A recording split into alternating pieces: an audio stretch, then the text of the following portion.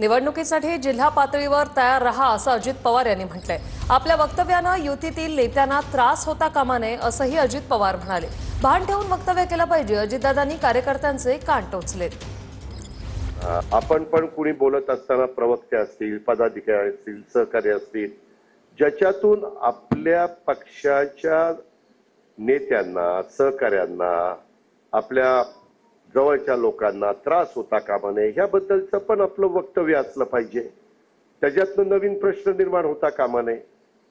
त्याच्यातून नीटपणे थोडासा भान ठेवून लोक फार बारकाईने विचार करत असतात, बघत असतात, ऐकत असतात आणि निवडणुकीच्या वेळेस मग कुठं बटन दाबायचं तिथं दाबत असतात।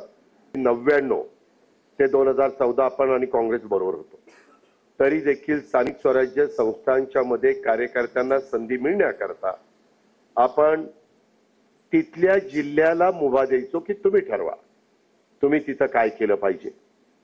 तशा प्रकारे राज्य स्तरावर काही ठरलं तरी कदाचित जिल्ह्यावर ते सोपवलं जाईल। तुम्ही मग तुम्ही आम्हाला शेवटी कसं सांगितलं, आम्हाला वाटलं युती होणार आहे आणि त्याच्यामुळे आम्ही जरा गप्प बसलो, असलं चालणार नाही।